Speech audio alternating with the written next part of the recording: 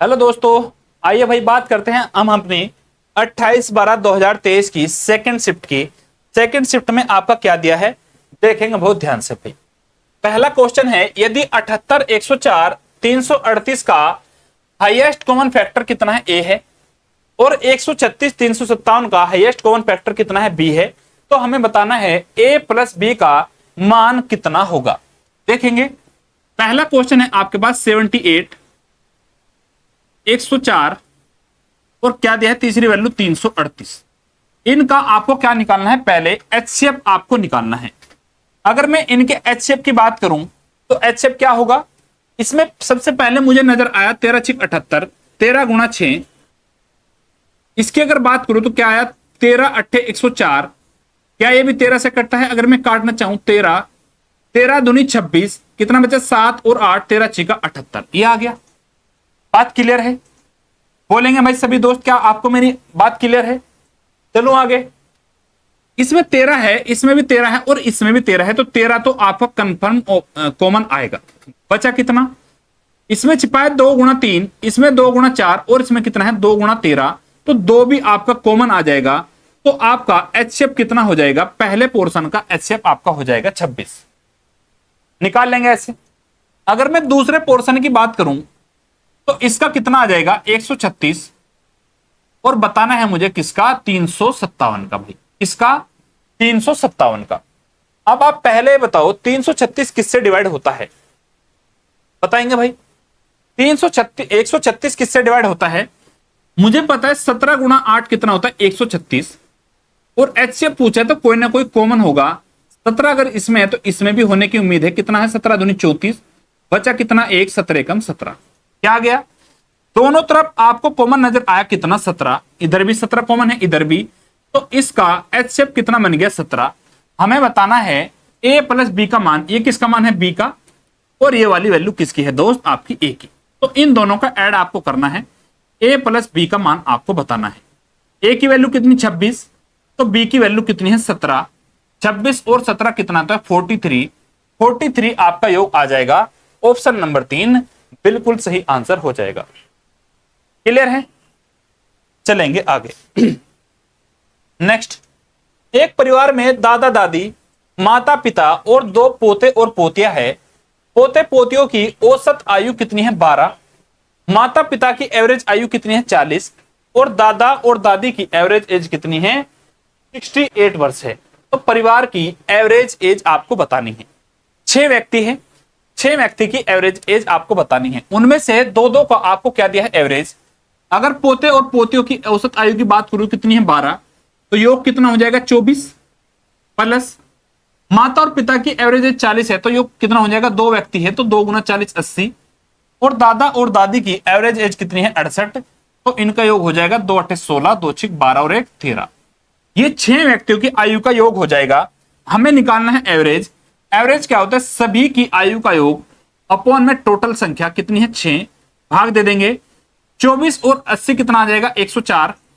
104 में आपको कितना ऐड करना है दोस्त 136, भाग देना किससे 6 से।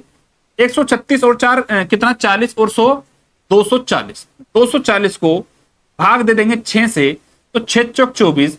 पूरे परिवार की एवरेज एज कितनी हो जाएगी 40 साल। आपके पूरे परिवार की एवरेज एज हो जाएगी। क्लियर है? चला जाए आगे। आगे देखते हैं। एक दुकानदार अपने सहयोगी को 12% लाभ अर्जित करने के लिए 152 रुपए का विक्रय मूल्य टैग लगाने के लिए कहता है, लेकिन उसने क्या किया, उसके सहयोगी ने 152 की जगह कितने का लगा दिया 125 रुपए का टैग लगा दिया। कितने का 152 का लगाना था, लेकिन लगा कितने का दिया 125 का। थोड़ा सा उल्टा कर दिया भाई। 152 क्या लिखते हैं 152, तो उसके दिमाग में क्या रहा कि मुझे बोला गया था 125, 1 2 5, थोड़ा सा उल्टा लिख दिया तो क्या हो जाएगा। अब आपको बताना है नए विक्रय मूल्य टैग से दुकानदार को लाभ होता है या फिर आपको हानि होता है, ये आपको बताना है। देखेंगे पहले उसका विक्रय मूल्य कितना था 152 रुपए था। कितना था दोस्त 152 रुपए।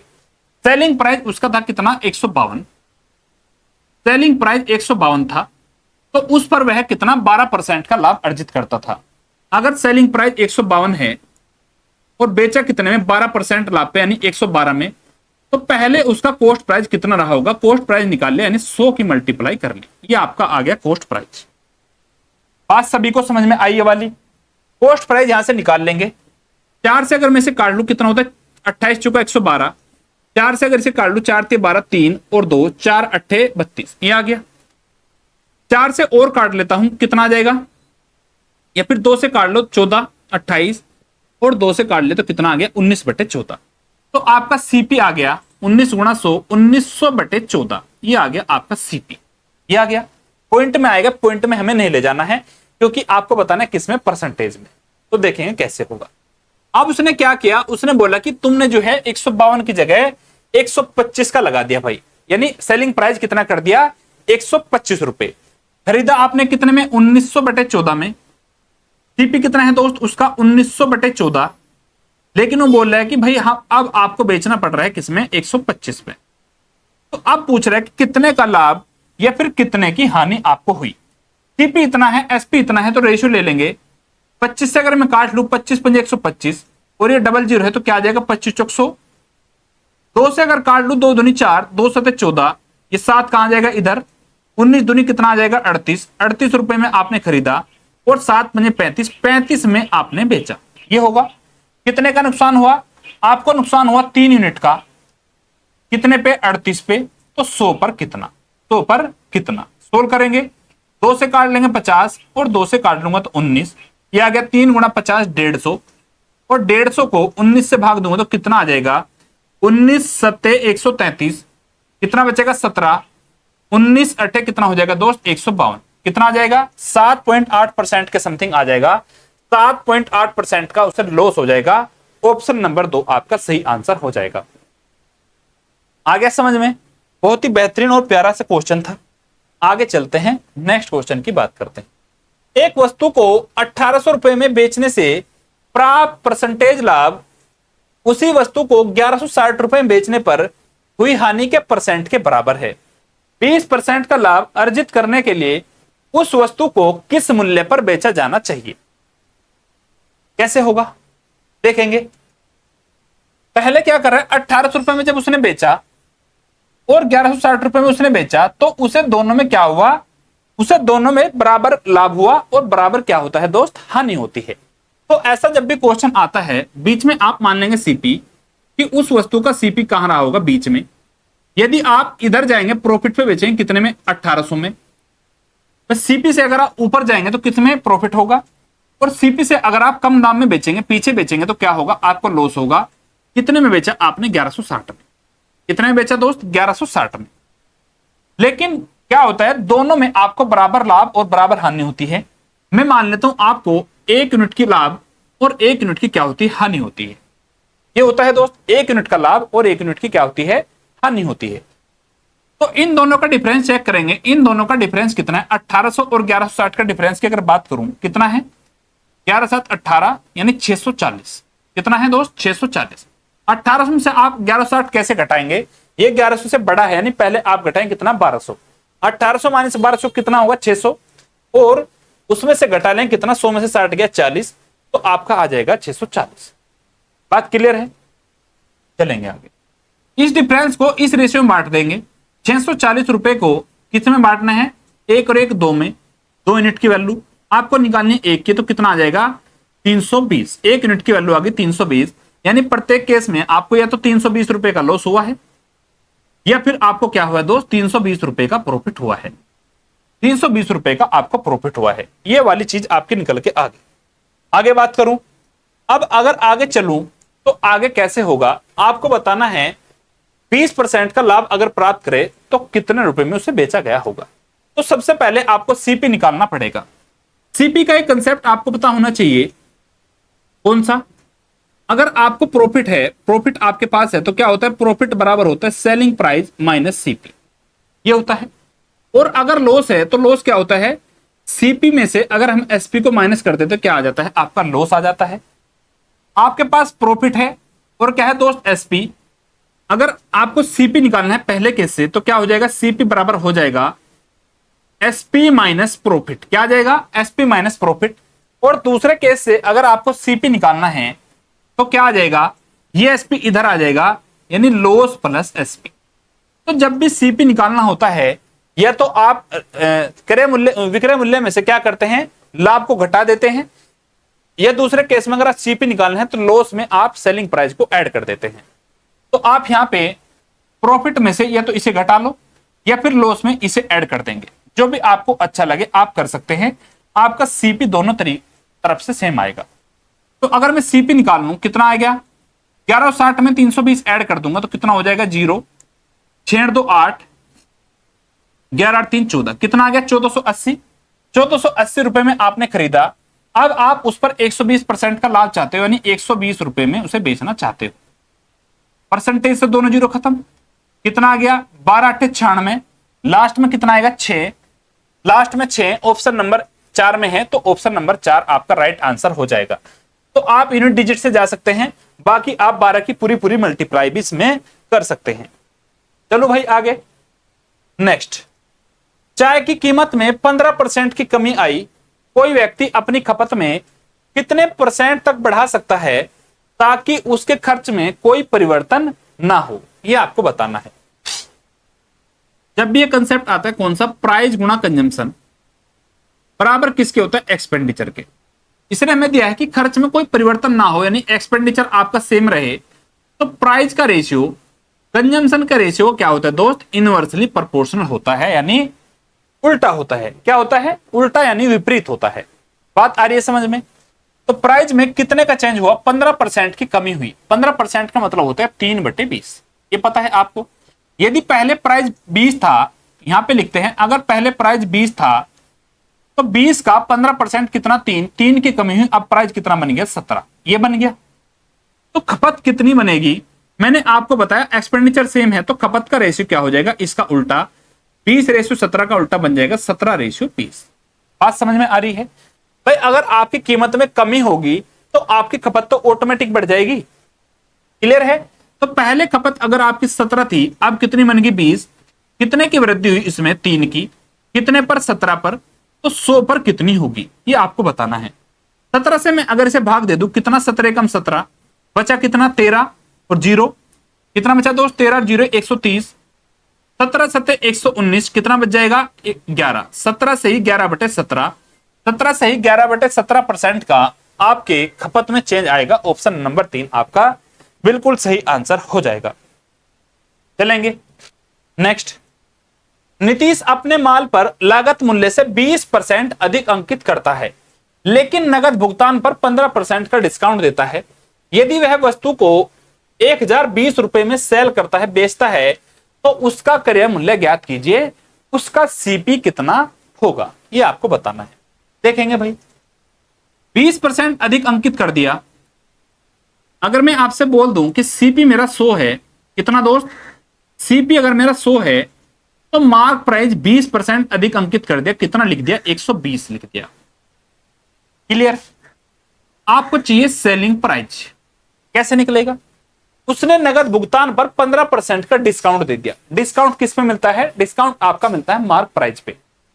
अगर मार्क प्राइस 120 है, 120 पर आप 15% का डिस्काउंट दे देंगे, 120 का 15% कितना होता निकाल लेंगे, परसेंटेज से 2 जीरो जाती है, नीचे लिख लेंगे 2 जीरो, परसेंटेज हट जाएगा, कितना आ जाएगा, 1 जीरो से 1 जीरो खत्म, 5 ते 15, 5 दूनी 10 और 2 छिक 12, कितना आ गया, 6 ते 18।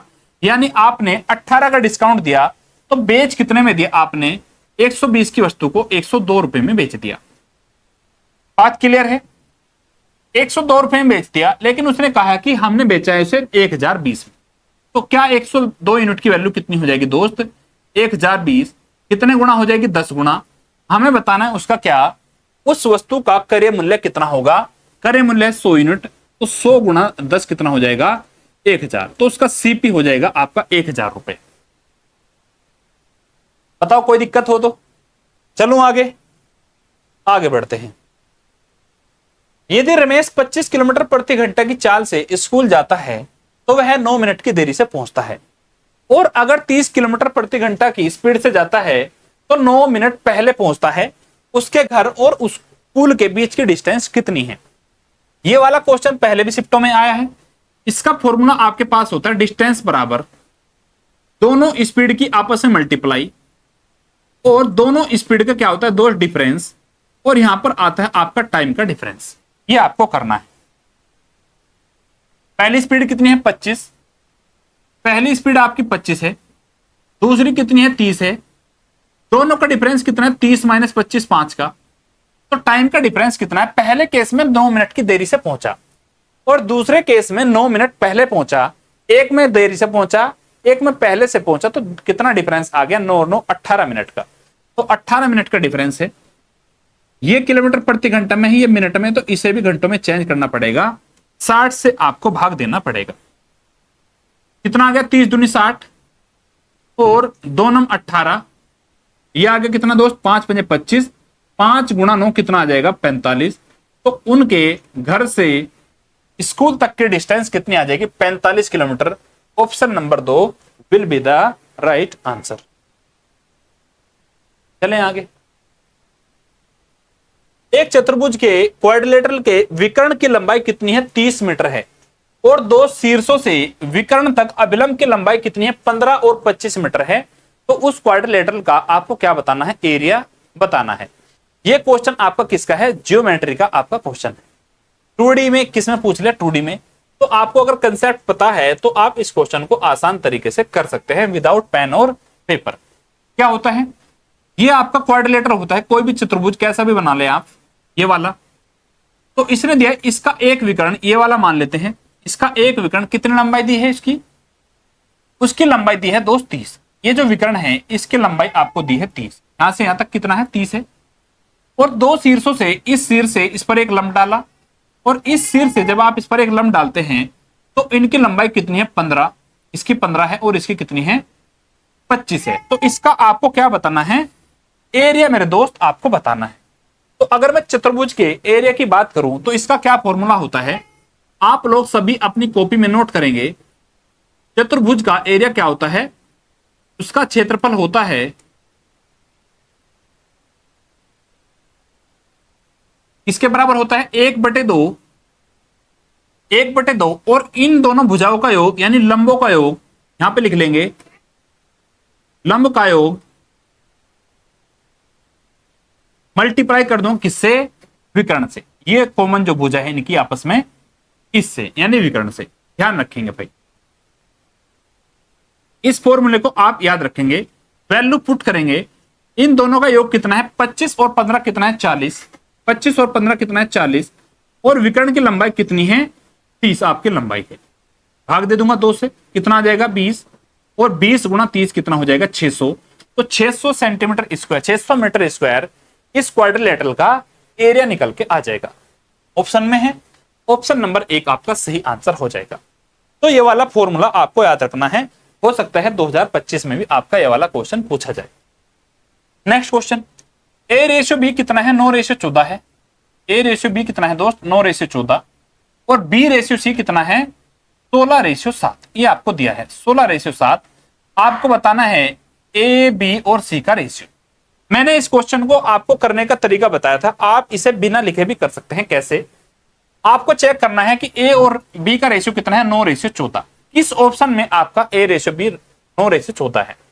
आप B/C भी चेक कर सकते हैं 16/7, 16/7 भी आप चेक कर सकते हैं किस ऑप्शन में होगा।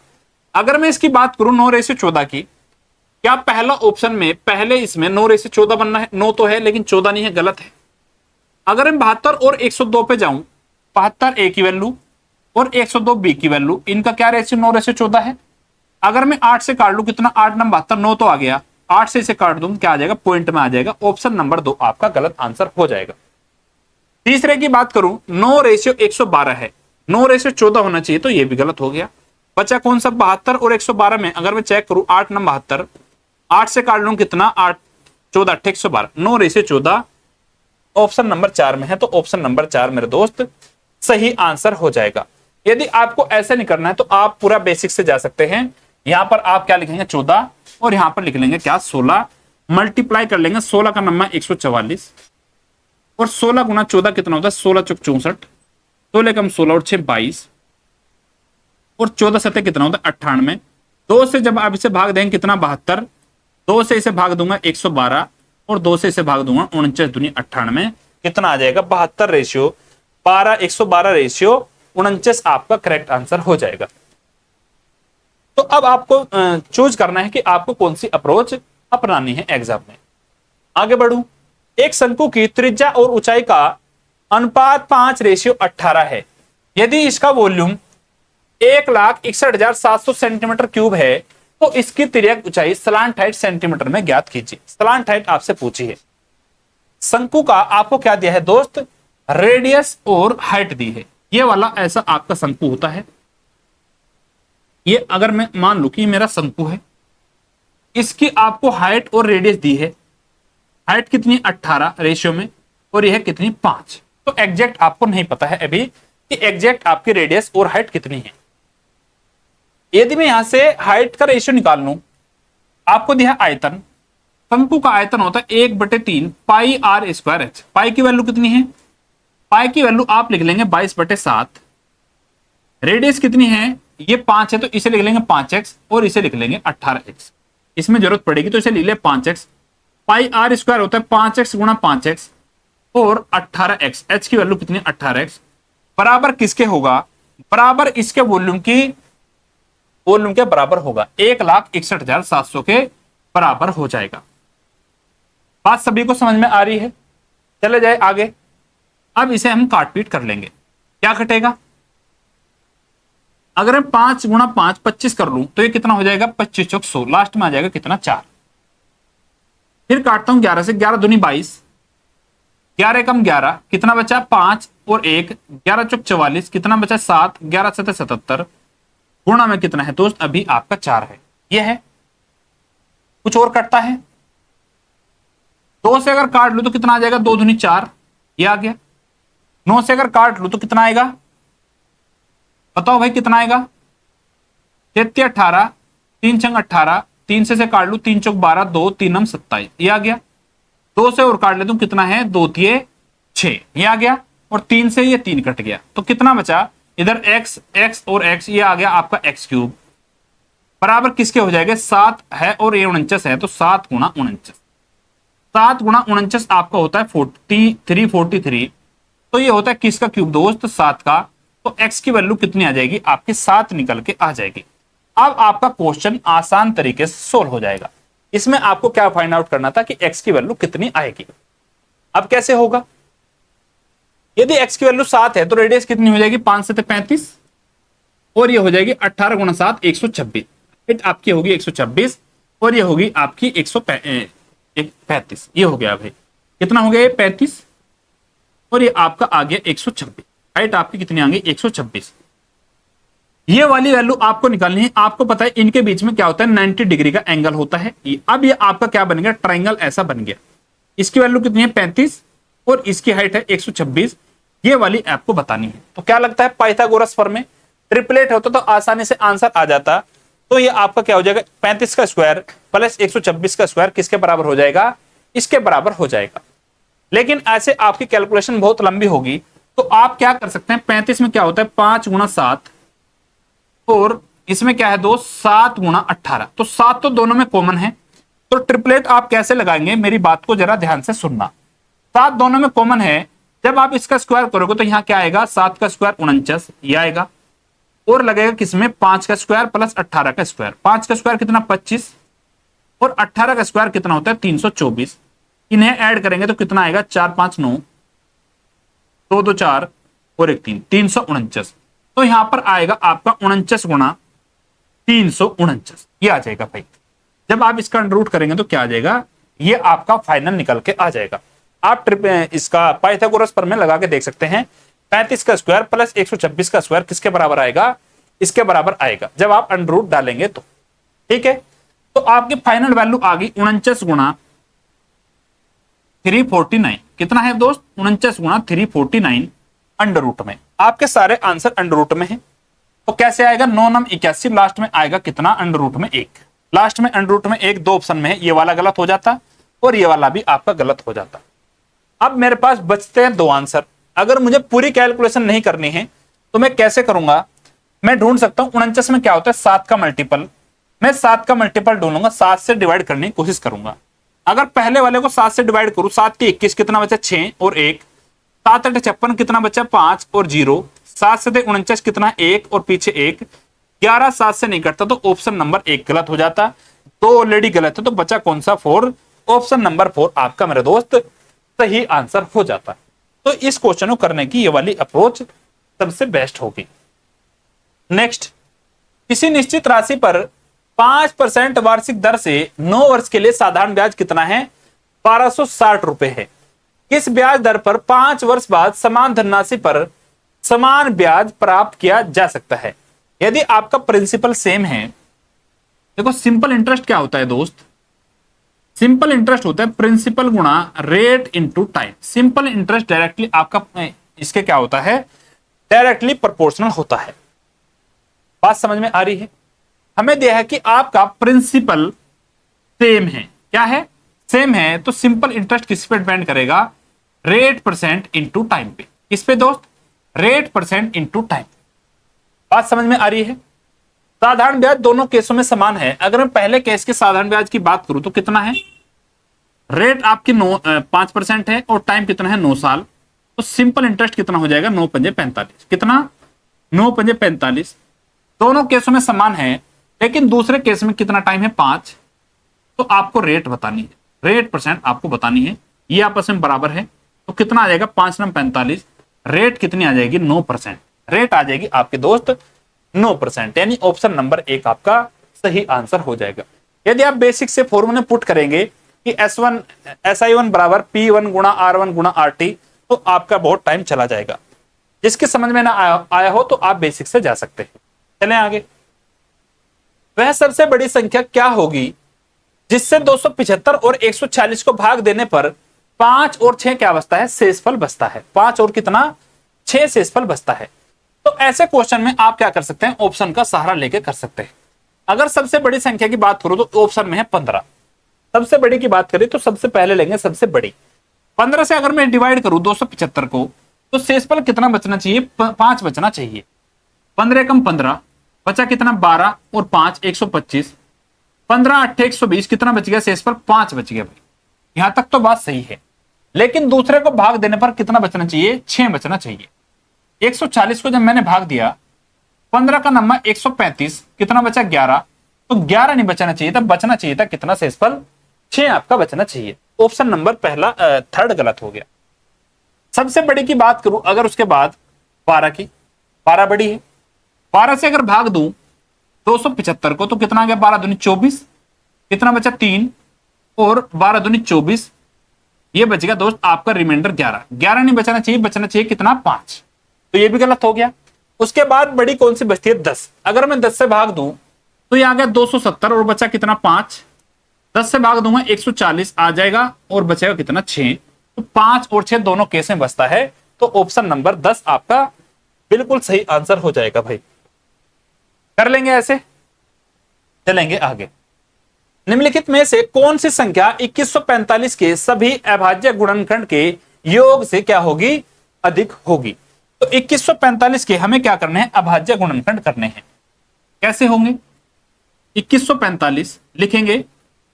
2145 सबसे पहले अगर मैं अभाज्य संख्या की बात करूं तो होती है आपकी कितनी 2, लेकिन लास्ट में 5 है, तो 5 क्या है 2 से नहीं कटता है। क्या ये 3 से कटेगी, 3 से काटने के लिए आपको देखना होगा क्या इनका योग 3 से कटता है, 2 1 3 और 4 7 और 5 कितना 12। 12 3 से कटता है, तो ये वाली संख्या 3 से डिवाइड होगी। तो सबसे पहला गुणनखंड कितना आएगा, 3 गुणा 3 सते 21 और 15 × 45, 3 गुणा 715। 3 गुणा कितना आ गया दोस्त 715। आगे चलो, अब इसमें आएगा 3 के बाद 5, क्योंकि लास्ट में 5 है तो 5 से डिवाइड होगा। 3 गुणा 5, 5 एकम 5 2, 5 चौक 20, 1 और 5 थे 15, ये आ गया। 5 के बाद कितना आएगा, अब 143 देखते हो मुझे पता चल गया कि इसमें होता है 11 गुणा 13। 11 गुणा 13 143 होता है। ये मल्टीप्लीकेशन आपको पता होना जरूरी है। तो इनके अभाज्य गुणनखंड कितने हो गए, 3 5 11 और 13। अगर मैं इन सभी का योग करूं 3 5 8, 11 कितना 19, 19 और 13 कितना हो गया दोस्त 32 हो गया। कितना हो गया 32 हो गया। तो अभाज्य गुणनखंड के योग से अधिक है। इसके योग से कौन सी अधिक है, तो ये अधिक नहीं है, 31 अधिक नहीं है। 41 एकमात्र ऐसा ऑप्शन है जो 32 से अधिक है। ठीक है, चले आगे। किरसा अकेले एक कार्य को पूरा करने में किरसा और करपा दोनों के एक साथ कार्य करने की तुलना में 4 घंटे अधिक समय लेती है। यदि कृपा अकेले कार्य करती है तो वह उस कार्य को पूरा करने में किरसा और कृपा के एक साथ कार्य करने की तुलना में 9 घंटे अधिक समय लेती है। यदि किरसा और कृपा दोनों एक साथ कार्य करती है तो कार्य को पूरा करने में कितना समय लगेगा? दो व्यक्ति आपके पास है, कौन कौन है दोस्त? दो व्यक्ति। किरसा अकेले कार्य को पूरा करने में किरसा और कृपा दोनों एक साथ कार्य करने की तुलना में कितना? 4 घंटे अधिक लेती है। यदि मैं इनकी बात करूं किसकी? किरसा और कृपा की, इनके नाम भी सेम दिए हैं तो पूरे पूरे आपको लिखने पड़े। इंग्लिश में लिख लेता हूं, किरसा KRISHA और एक है कृपा KRIPA, ये लिख लेता हूं। इन दोनों ने जब काम किया तो पहले वाली ने यानी किरसा ने अकेले कामों करने में 4 घंटे अधिक लिए। अगर मान लो इसने x घंटे लिए तो किरसा ने कितने लिए दोस्त? किरसा ने 4 घंटे अधिक लिए। कितने? x + 4। कितने लिए हैं? x + 4। ये बात क्लियर है। उसके बाद यदि कृपा अकेले कार्य करती है तो वह अकेले उस कार्य को करने में किरसा और कृपा से कितना? 9 घंटे अधिक लेती है। इसने अगर x घंटे लिए हैं तो कृपा ने जब अकेले काम किया तो इसने इससे 9 घंटे अधिक लिए, तो कितना लिए? x + 9 घंटे ये लिए हैं। तो जब भी आपका ये वाला कंसेप्ट आता है तो इसमें हमें x की वैल्यू फाइंड आउट करने के लिए क्या करना होता है? सीधा सीधा आपको ट्रिक्स बता देता हूं कि इसकी ट्रिक्स होती है मेरे दोस्त। x की वैल्यू जब भी आपको निकालनी होती है, x से यहां पर जो भी वैल्यू एक्स्ट्रा होती है, कितनी? 4 और 9, इनका आपको मल्टीपल करना है और इसका अंडर लेना है। 4 × 9 कितना? 36। तो 36 का अंडर कितना आ जाएगा? 6। तो x की वैल्यू कितनी आएगी? 6 आपकी आ गई। और x की वैल्यू है यानी किरसा और करपा जब साथ काम करेंगे तो एक साथ कामों करने में कितना समय लेंगे? 6 घंटे आपके लेने वाले हैं। तो इस क्वेश्चन को करने का ये तरीका है। चलें आगे। नेक्स्ट, कितने समय में 8,800 रुपए की राशि 9266.1 हो जाएगी, जबकि ब्याज दर कितनी है? 10% वार्षिक है और ब्याज आपका अर्धवार्षिक रूप से चक्रवृद्धि होता है। तो टाइम आपको बताना है कि कितने समय में, कितने मंथ या फिर कितने साल में आपका 800 रुपए की राशि 926.1 हो जाएगी। यानी प्रिंसिपल कितना था? 800। प्रिंसिपल कितना था मेरे दोस्त? 800। और अमाउंट कितना बन गया? 926.1। 926.1। अगर मैं इसका पॉइंट हटा दूं तो क्या बन जाएगा? इस पॉइंट को हटाने के लिए इधर एक जीरो आ जाएगी। तो राशि अगर 8,000 थी तो अमाउंट कितना बन गया? 9261। कितना बन गया? 9261। रेट आपकी कितनी है? 10% है। कितनी है दोस्त? 10% है। हमें बताना है ब्याज अर्धवार्षिक है तो रेट कितनी हो जाएगी? इसकी आधी। रेट आपकी होनी चाहिए 5%। 5% का मतलब 1/20। 20 का मतलब अगर प्रिंसिपल 20 है तो अमाउंट कितना होना चाहिए? 21। तो ऐसा कौन सा रेशियो होगा जब 20:21 बनेगा? कितने सालों में बनता है? यदि मैं इसका क्यूब रूट करूं, आपको पता है 8,000 क्यूब होता है और 9,262.61 भी क्या होता है? क्यूब रूट होता है।